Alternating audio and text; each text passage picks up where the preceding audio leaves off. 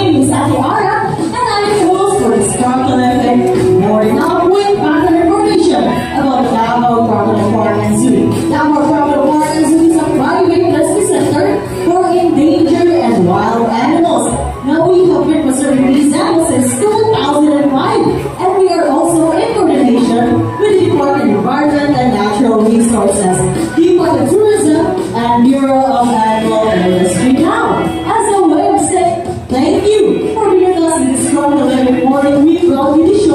where you'll meet our animal ambassadors and take your free selfie after the show. But before that, I have some friendly reminders for you to follow muna o may una. Sa mga nakatayo po, upo lang po tayo and do not attempt to touch any of your animals. This is for your safety and for your animal safety. Second, to those who are 18, sino nga bang kumakain? I'm so sorry po, but food is not allowed, so kindly finish it up or finish it later after the show. And lastly, to those who want to take photos or videos of the animals, bawal po ang camera. Joke po. Ganun pa rin po ang camera. However, kindly disable the flash of your cameras because flash photography is not allowed. Our animals are light sensitive, so once again po, double check natin ang cameras for a smooth, safe show. Now we call them animal ambassadors. It's because they're here to represent all kind and the rest of the animal kingdom to give you a message. And that is to protect, preserve, conserve, and do not destroy their habitat. For we are still working with wild animals as much as we want to say that we don't want to change the behavior. Okay? Now before we meet our first animal ambassador, here in Davao Crocodile Park, we have two different species of crocodiles. First is the Bangkok saltwater crocodile, Crocodylus photosus, and the second one is the Philippine freshwater crocodile, Crocodylus megaloensis. Unfortunately po, critically endangered na po ating mga megaloensis. So once again po, help us in conserving them. At mapag-ready na po ang ating first animal ambassador. The question is, are you ready to meet our first animal ambassador? Nawala yung energy kanina. More energy, more power pa rin. Are you ready to meet our first animal ambassador? Mukhang kulang pa talaga. Are you ready to meet our first animal ambassador? I am giving you his welcoming flight. May we welcome Zeus. Sige ba si Zeus? Zeus, okay ba? And there he goes. That is Zeus.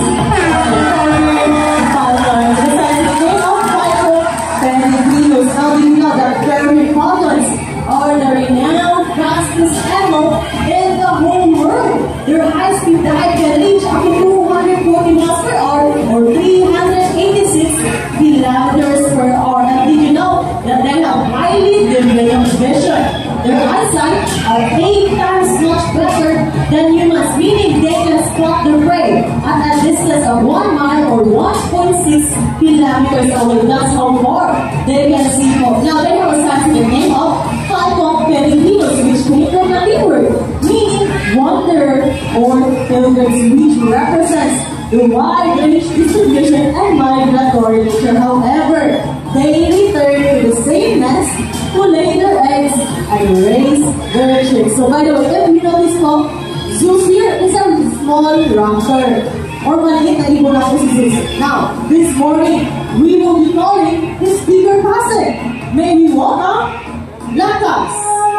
Sino ba si Lakas? Lakas, kami na mo. And there he goes. That is Lakas, our white-bellied sea eagle. The scientific name of Hymenus leopoldgaster.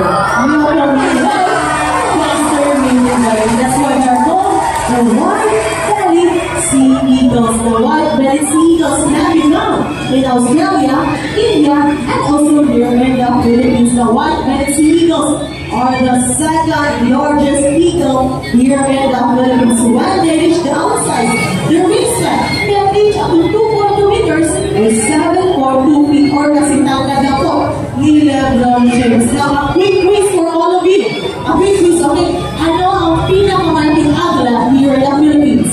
The largest eagle. Kuya, ano ano? Yes, the Philippine eagle is the largest eagle here in the Philippines. Just like the name of Pitikupaga Jiborian. Now, by the way, once again, if you notice po, Lakas is a really big raptor. Now, we will be calling his small but terrible na kasi na si Mick-Mick. Kasi na po si Mick-Mick. Mick-Mick, come here naman. Ayun lang po sa likod. Say hi po for Mick-Mick. Mick-Mick, come here. Ayan, say hi po for Mick-Mick. And there he goes. That is Mick-Mick. He is also the name of Alexander Indus, locally known as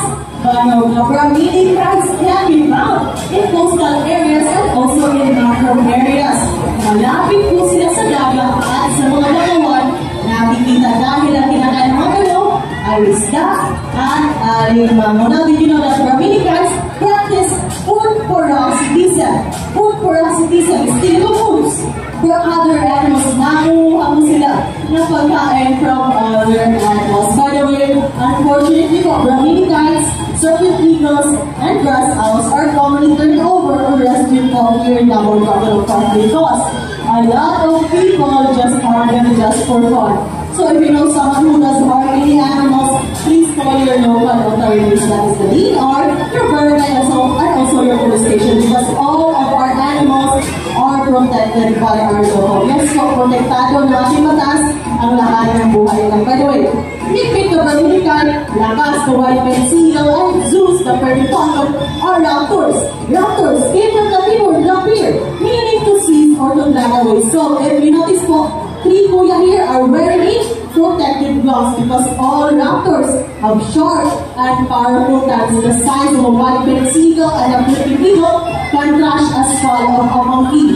That's how powerful their talons go. So once again, do not attempt to catch any more animals. So once again po, that is Zeus, our furry falcon, Lakas, our white-bellied seagull, and Mikmik, our Brahminican. A round of applause for the three raptors po. And also, thank you so much, Kuya Jimor, Kuya Saran, and Kuya Michael, our trainers.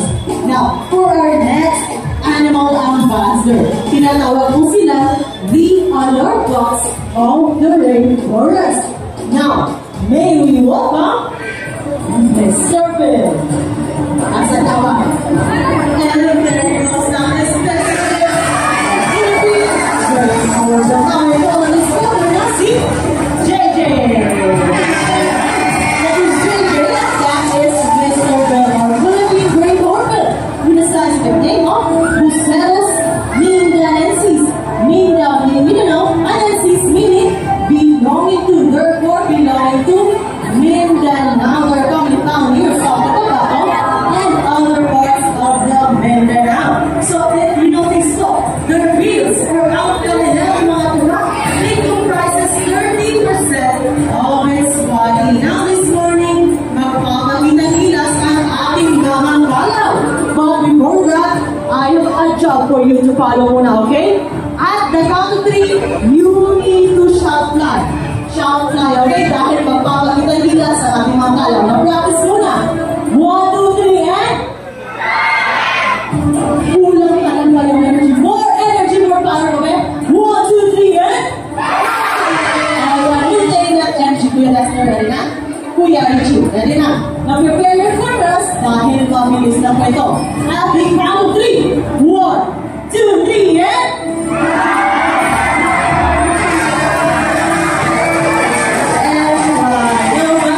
When you see a hornbill doing that in the world, they are actually mating ritual. Nanliligaw ang lalaking kalaw na gumagawa niya. Mas maraming insekto na nagkasya and lalaking kalaw ay mas mataas ang chance na sasabihin siya ng girl. Therefore, mas ma-effort na kalaw ay magkaka-partner. And did you know that the monogamous meaning, once they found a partner in the wild, they will stay with them forever. Sana all talaga. No one less na po, magpapakita-kitas pa po sila. Okay, now once again, prepare your cameras. At the count 3, 1, 2, 3, and...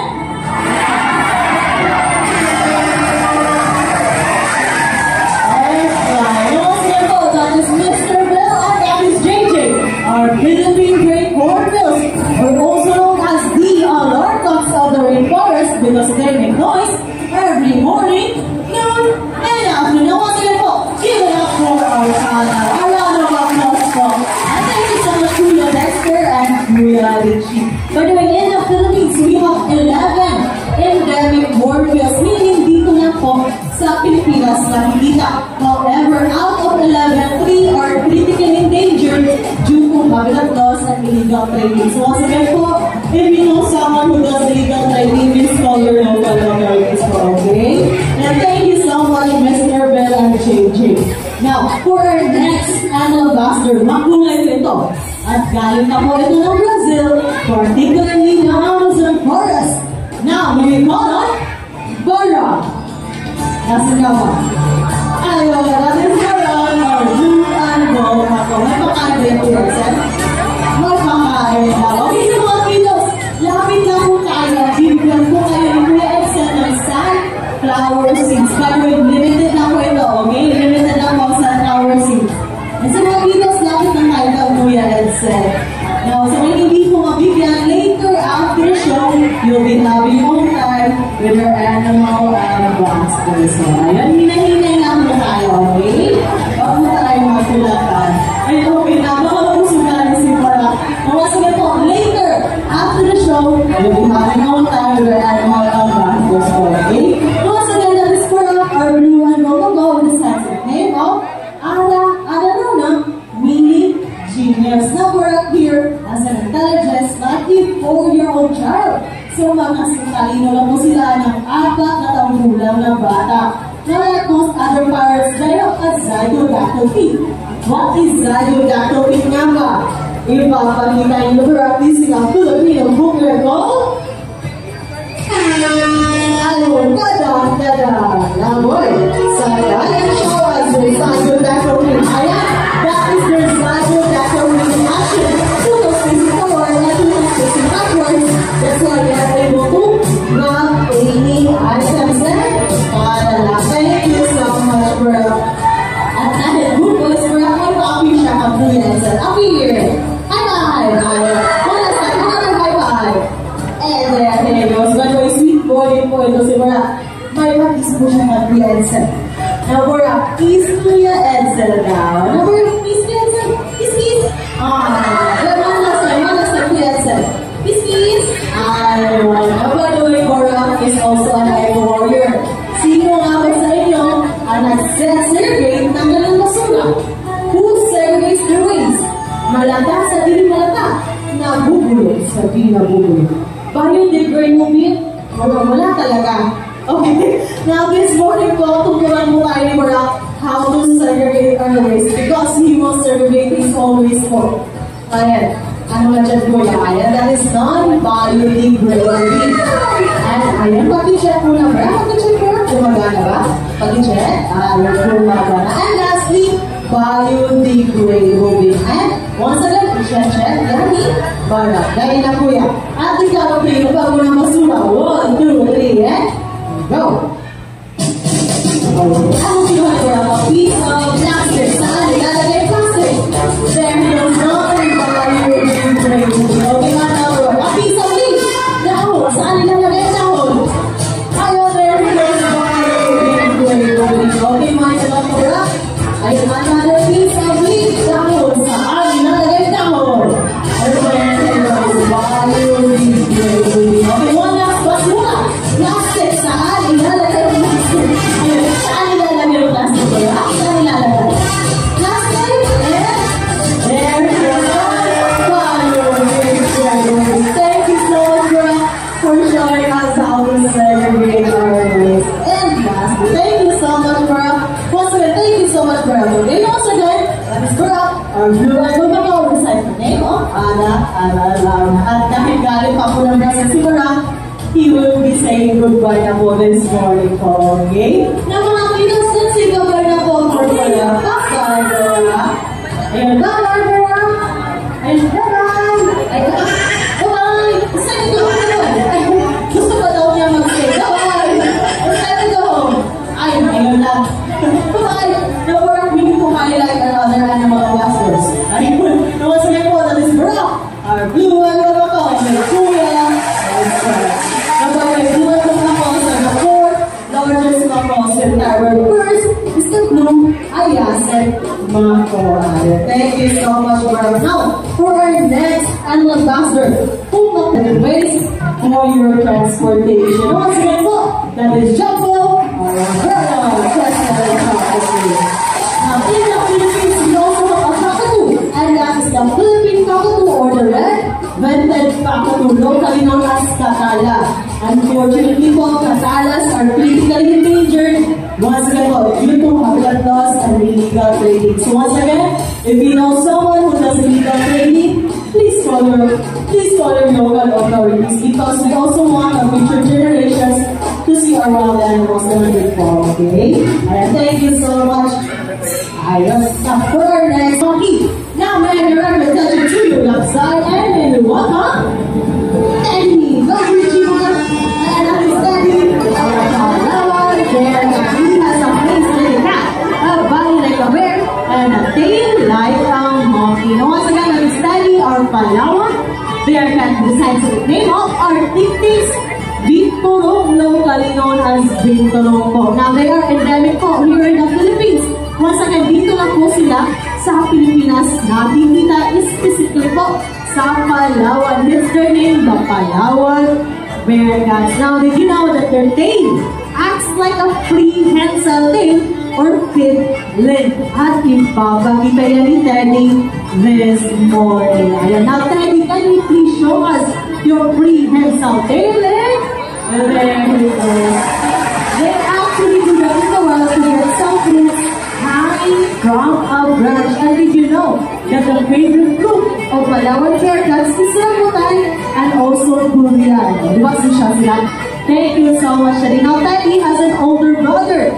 Now, may I direct attention to your right side and may you welcome Uno. Ayan, that is Uno. At cute niya. Ay, Uno yan. Now, once again po, mangyayari po si Uno. So, pagbigyan natin natin. Okay? Welcome na Uno. Ayun.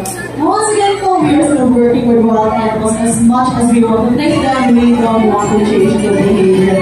And we don't want to take all these steps, okay? And there is the kaabot na rin siya. Now, the reason that they're scared today, because they're able to stand on their two hind legs. By the way, only gusto po ang mga Palawan Bearcats kumakain sa gulay, prutas, at karne. But this morning, anong pinapakain mo kuya? Nakita mo? Banana or saging. Now, a quick question for all of you. Anong tawag sa kayo na kumakain ng herbs and grasses? Herbs and grasses na lang kinakain. Yes, herbivore. Okay, tawag kami. Herbivore. Ang herbs, grasses, at kami. Herbivore. Now, ano ang tawag sa kayo na kumakain naman ng fruits or fruits? Fruits or fruits na lang kinakain. Ang tawag? Frutivore. Sino ba sabi frutivore? Because close. Actually close because the correct term is frugivore.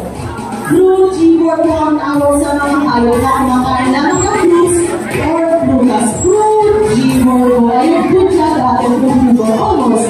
Ayun. And also po, did you know that their food or their feces smell like a fresh popcorn? Yes po, just class us. Pero wag lang po natin sila lapitan, okay? Because we don't want you to get scratched or beaten. Just class us. Their food or their feces smell like a fresh popcorn po natin.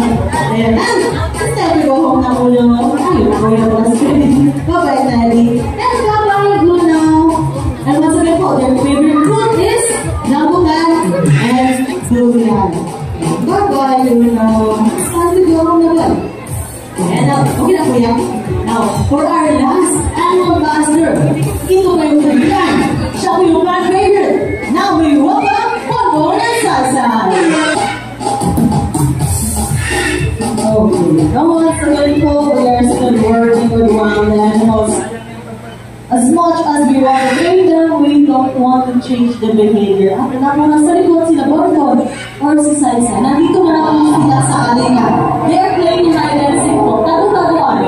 Kayo po yung seeker this morning. Nakita na po. Baka na siya sa itaas, sa right or sa left po, sa pictures, or under your seats. Ilahalin na po ang camping under po si Bonbon. At si Salsa. Bonbon, pero po kayo matalo, okay? You don't have to be scared. Very gentle po ang ating mga ambassadors. Bonbon, kami po. Salsa, nandiyan po yan. Nandiyan? Once again, you don't have to be scared. Very gentle po sila. Bonbon, kami.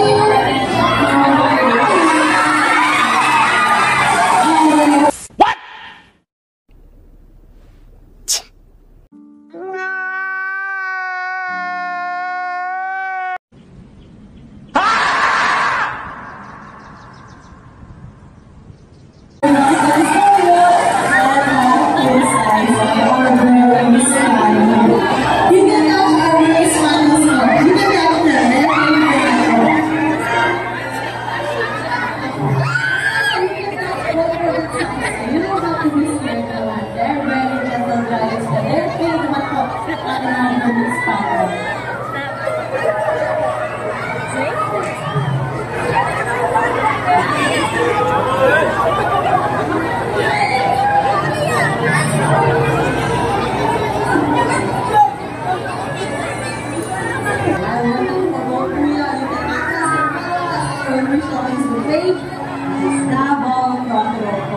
Mawasan po.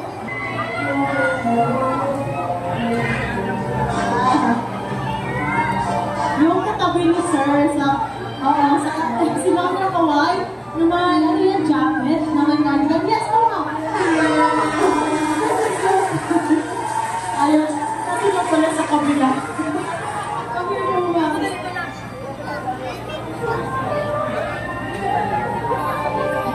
Ay, dito yung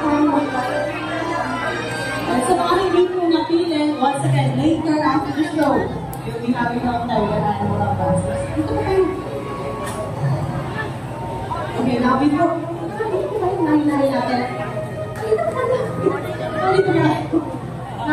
now before we meet one go to size, let's meet our guests muna. Okay, hi ma'am, what is your name and where you're from? Pero tingnan mo. Z from Cebu. Z from Cebu. What was on top for ma'am?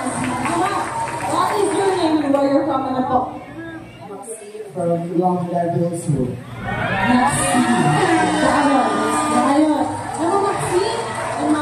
Let's meet our very gentle giants po. Okay, and hey! Excellent. Very gentle giants po sila.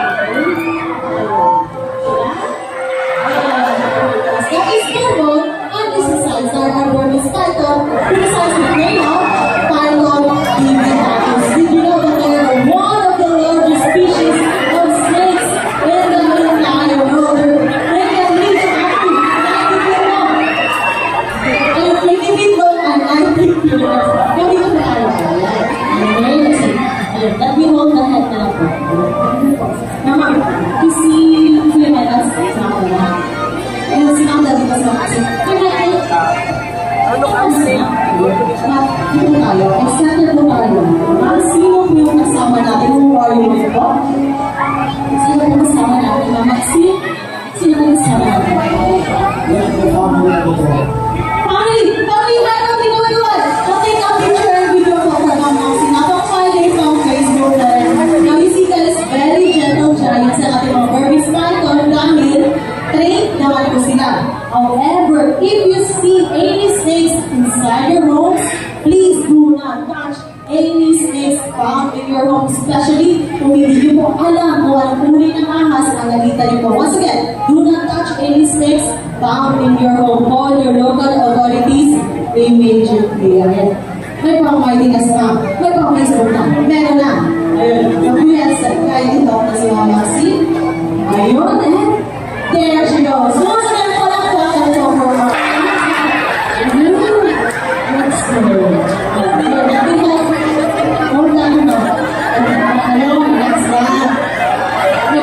Sa mga nakatash po kanina sa Burmese python, they have a very smooth skin. It actually helps them slither through the forest floor po. And by the way, not venomous po ang ating mga Burmese python. Hindi nakakamatay po kanila kagat. However, they're constrictors, meaning sa kanilang pagkain, pakulaga o nilang buo. Now, don't you have to be scared po. Busog na busog po yung mga Burmese python po natin. Ito ba kayo? Ma'am, sabi ni Kuya Michael Betts, break time muna sila, mga 5 minutes time. So, tayo po na ang dalaw nito. Interview muna, how are you, Ma'am? How are you, Ma'am? Nagsugod daw, hindi ka lang sugod na daw. Kaya isa na, kaya na. Ayun. Ayun. Wasa ito, round of applause for Ma'am. Thank you so much. You can go back. Thank you so much for now you see guys here at Davao Raul Partners, we have a mission, and that is to protect, preserve, conserve, and educate people around these lovely animals. The moment that you enter this facility, you are just here to take photos or videos of animals. You are already helping us with our mission. And so a round of applause for yourselves. Now I would like you to display later. This is Kuya Michael, and that is Kuya Edson. That is Kuya Jimmer with Amina, and that is Mano. That is Kuya Silent with Mr. Bear of Living Great Wonder. And that is Kuya Dexter, and that is Kuya Kenji with our new boss. And at the top is Kuya Grace, and at the back is Atiko. Once again po, we are Davao Raul Partners working with nature for a better future. Mabuhay ko rin yan. Maraming salamat sa inyong kanal. And as promised po, your free selfie with your animal ambassadors. Just form a straight line po dito. Just form a straight line po dito sa gusto makipag-picture sa ating mga animal ambassadors. At sa nakot sa ahas dyan, we have Amiga, our Dr. Scarlett, and we have Mr. Bell, our Philippine reporter.